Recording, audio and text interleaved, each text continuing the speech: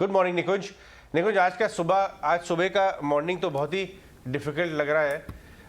250-300 point SGX Nifty last hour of trade भी Friday को बहुत ही खतरनाक था। 16,800 की पर नज़र बनाई हुई है। आप निफ्टी पे क्या देख रहे हैं इस समय? जी, मेरा अभी वही है जो थोड़े दिन पहले था कि first half of the April will be different from the second half of the April. So first half में आपने तेजी देखी, सेकंड हाफ में हम देख रहे हैं एक प्रकार का मार्केट में शेकआउट हो रहा है। इस समय ब्याज दर को लेकर के और हाई इंटरेस्ट रेट्स को लेकर के ग्लोबली काफ़ी ज़्यादा कंसर्न्स हैं। मुझे नहीं लगता है कि वो कंसर्न्स इतनी आसानी से जाने वाली हैं। मार्केट में भी हमने देखा है कि नंबर्स जो हैं वो इतने अच्छे नहीं हैं कि अर्निंग्स अपग्रेड हों।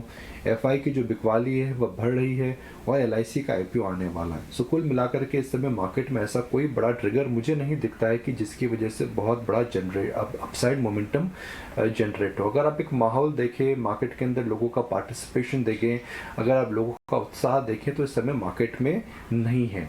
एक समय आता है मार्केट के अंदर जब आप बोलते हैं जी हम मार्केट आएगा, गिरेगा, हम लेंगे, हम गिरावट का वेट कर रहे हैं, मगर मुझे नहीं लगता है कि इस समय एक उत्साह मार्केट में देखने को मिल रहा है और कोई ईगरनेस टू पार्टिसिपेट है।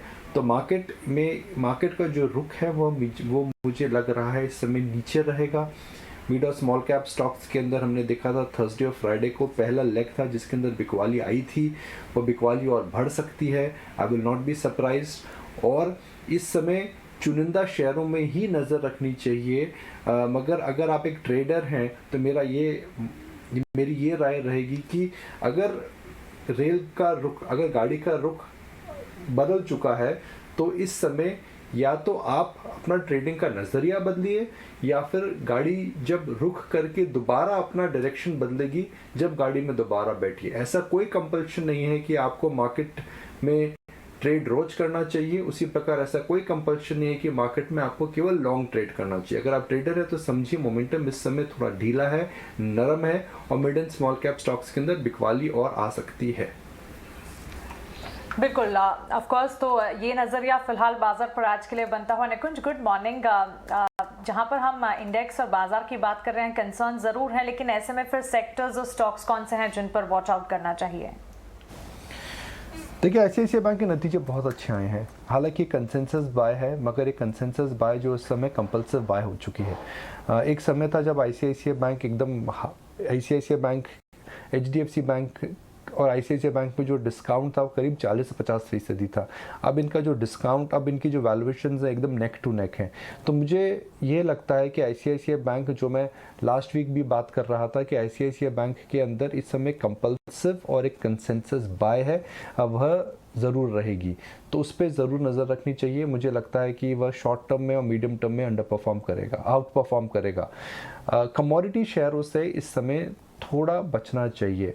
नॉन मेटल स्टॉक्स, मेटल्स में स्टील में मुझे नहीं लगता कि ज़्यादा मंदी है, मगर नॉन स्टील स्टॉक्स जितने भी हैं कमोडिटी में, स्पेशली जैसे कि शुगर हो गया, ऑयल रिलेटेड स्टॉक्स हैं, उन शेयरों में भी इस समय आपको अवॉइड करना चाहिए। इसलिए अवॉइड करना चाहिए क्योंकि अगर ये ग्लोबल रिस्क ऑफ ट्रेड बढ़ता है तो हो सकता है कि ग्लोबल कमोडिटीज़ में अनवाइंडिंग हो, जिसका सीधा प्रेशर पड़ सकता है। अगर आप देखिए फ्राइडे को शुगर स्टॉक्स में क्या हुआ, कितनी तेज़ी से शुगर स्टॉक्स बढ़ रहे थे, मगर कितनी ज़बरदस्त उनके अंदर रुख परिवर्तन हुआ। आप देखिए श्रीलंका के शुगर का स्टॉक फ्राइडे का इंट्राडे, बजाज हिंदुस्तान को आप देखिए, धामपुर चीनी को देखिए, बलरामपुर चीनी को देखिए, तो इन सभी शेयरों के अंदर रिवर्सल है। तो माइनस स्टील, मुझे लगता है कि इस समय कमोडिटी शेयरों में भी थोड़ी मंदी आ सकती है। मॉर्निंग निकुंज, तो ये तो एक सेक्टर और स्टॉक्स पे नज़रिया रहा, मार्केट्स पे नज़रिया। अगर बहुत स्पेसिफिक कुछ और क्वेश्चंस आपसे जानना चाहें, जैसे सीमेंट स्पेस में हम लगातार देख रहे हैं पहले हॉलीकॉम एसेट्स को लेकर बहुत एक्शन इसमें हॉट परस्यूट में ऑलरेडी है, और अब जिस तरह से Kumar Mangalam Birla, they are also exploring ways to build. आप कैसे देख रहे हैं इस पूरे स्पेस को? नहीं, देखिए जी, मुझे नहीं लगता है कि इस समय AV बिरला, आदित्य बिरला ग्रुप या फिर अल्ट्राटेक अगर चाहे भी तो होलसिम की जो ACC और अंबुजा में स्टेक है वह ले पाएगा, बिकॉज कंपटीशन कमीशन का इशू है। आदित्य बिरला ग्रुप की जो कैपेसिटी है वह करीब 100 मिलियन टन से ऊपर है। ACC और अंबुजा की कैपेसिटी आप देखें तो 30 और 35 के आसपास है। तो जाहिर है कंपटीशन कमीशन एक इतनी बड़ी कंपनी क्रिएट नहीं होने देगा।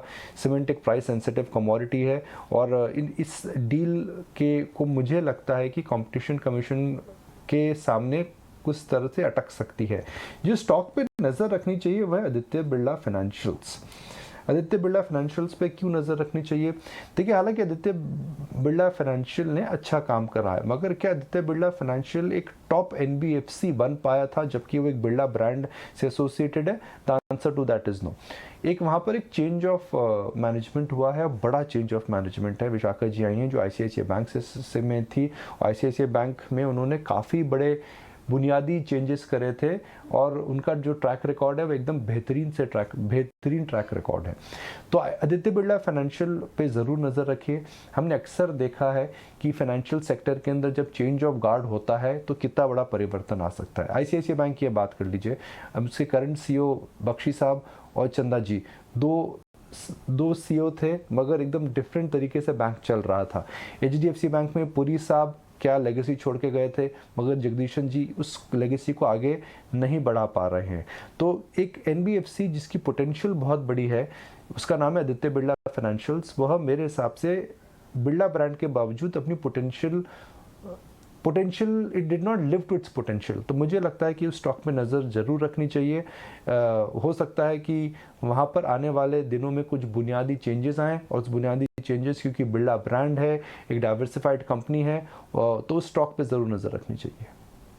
ऑलराइट, ठीक है। सो इस स्टॉक पे जरूर नजर रखनी चाहिए और साथ ही निकुंज ने अपना नजरिया शेयर किया इंडियन मार्केट्स पर ग्लोबली सिनेरियोस को देखते हुए भी। शुक्रिया बहुत बहुत निकुंज, आज समय देने के लिए और इन सभी मैटर्स पर अपना व्यू शेयर करने के लिए।